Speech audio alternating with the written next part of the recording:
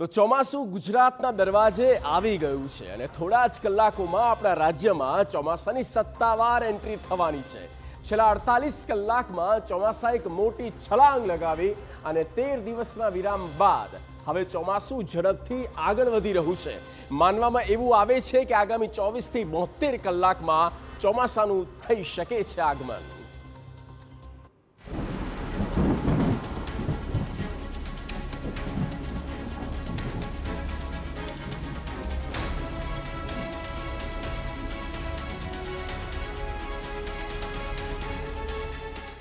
ચોમાસાને લઈને રાહતના સમાચાર।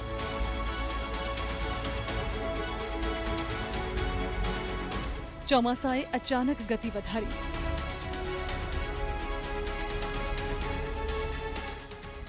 ગુજરાતના આંગણે આવી ગયું ચોમાસું। આગામી 72 કલાકમાં ચોમાસું આવી જશે ગુજરાત। દક્ષિણ ગુજરાતમાં ભારે વરસાદની આગાહી। ગુજરાતના કરોડો ધરતીપુત્રો અને ગરમીથી ત્રાહિમામ પોકારી ગયેલી જનતા માટે શુભ સમાચાર આવ્યા છે સામે।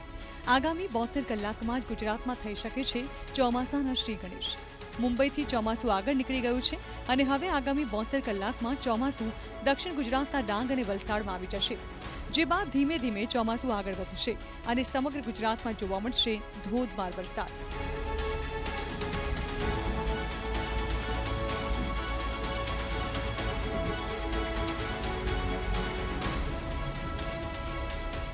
આ વર્ષે દેશમાં નબળા ચોમાસાની આગાહી છે, એટલે કે 90% વરસાદ થઈ શકે છે। ત્યારે નબળા ચોમાસાની આગાહીની વચ્ચે આ વર્ષે ચોમાસું 10 દિવસ મોડું આવશે। 2025માં ચોમાસાએ 14 જૂને જ પધરામણી કરી લીધી હતી।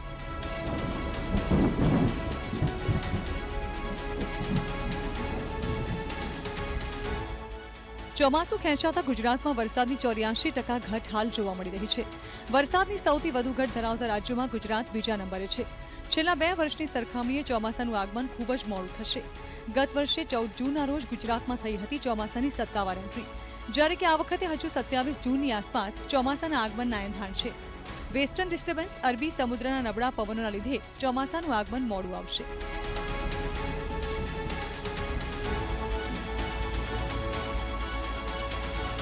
સામાન્ય રીતે ગુજરાતમાં ચોમાસાની સત્તાવાર એન્ટ્રીનો સમય 15 જૂન મનાય છે, પરંતુ આ વખતે દેશમાં ચોમાસાની એન્ટ્રી તેના સત્તાવાર સમય કરતાં 3 દિવસ મોડી થઈ હતી।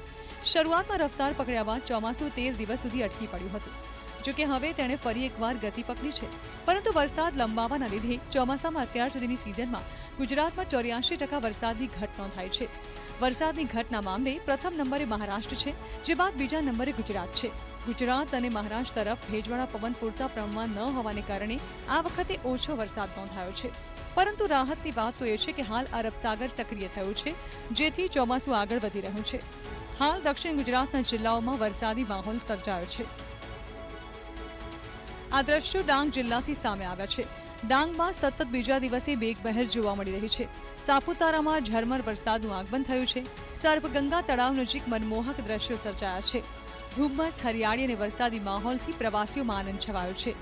વરસાદી માહોલના કારણે સાપુતારામાં પ્રવાસીઓનો ધસારો જોવા મળી રહ્યો છે। સતત વરસાદથી સ્થાનિકોમાં પણ ખુશીનો માહોલ જોવા મળી રહ્યો છે।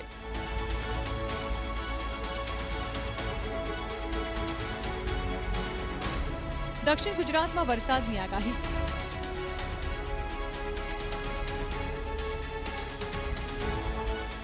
સૌરાષ્ટ્રમાં આવશે સારો વરસાદ।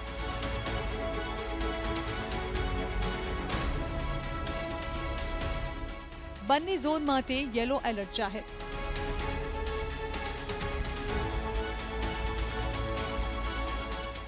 દક્ષિણ ગુજરાત અને સૌરાષ્ટ્રમાં આગામી કલાકોમાં વરસાદ થઈ શકે છે। હવામાન વિભાગની આગાહી છે કે સૌરાષ્ટ્ર અને દક્ષિણ ગુજરાતના મોટાભાગના જિલ્લાઓમાં સામાન્યથી લઈને મધ્યમ વરસાદ થઈ શકે છે। आज का जो फोरकास्ट हमने दिए है, आज येलो वार्निंग के साथ हैवी रेनफॉल वार्निंग दिया गया है दक्षिण गुजरात की कुछ जिला में और सौराष्ट्र की कुछ जिला में दिया गया है। इसमें जो गुजरात की जिला आ रहा है सूरत, नवसारी, वलसाड, डांग, दमन, दादरा नगर हवेली के दिया गया है और सौराष्ट्र का इसमें अमरेली और भावनगर के लिए दिया गया है येलो वार्निंग के साथ। इसके आगे जो बारिश रहेगा 23 से लेकर 29 तक, मतलब आज भी हल्का से मध्यम बरसात का संभावना रहेगा। एक्का दुक्का स्थानों में गुजरात रीजन और सौराष्ट्र कच्छ दोनों रीजन के लिए पूर्वानुमान दिया गया है। आज थंडरस्टॉर्म का वार्निंग भी दिया गया है। गुजरात रीजन में मेनली दक्षिण गुजरात की जो जिला है और सौराष्ट्र की मेनली मध्य से दक्षिण भाग का जो जिला है इसमें थंडरस्टॉर्म वार्निंग दिया गया है। અંબાલાલ પટેલની નવી આગાહી.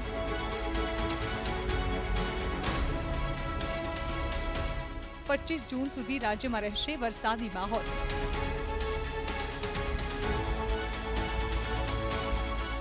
દક્ષિણ ગુજરાતમાં આવશે ધોધમાર.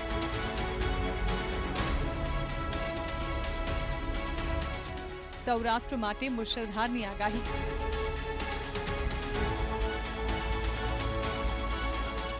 ઉત્તર ગુજરાતમાં થશે વાવણી લાયક વરસાદ. વરસાદી માહોલની વચ્ચે આગાહીકાર અંબાલાલ પટેલની નવી આગાહી આવી ગઈ છે સામે.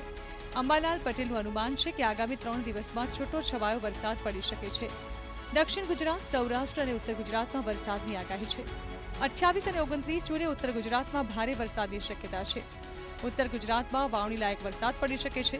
વડોદરા, મહીસાગર, પંચમહાલ, સાબરકાંઠા અને પાટણમાં ભારે વરસાદની શક્યતા છે.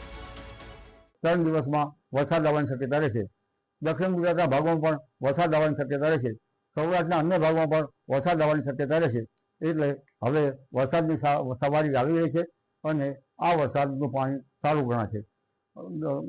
મધ્ય ગુજરાતના કેટલાક ભાગમાં પણ છૂટો છવાયો વરસાદ થવાની શક્યતા છે.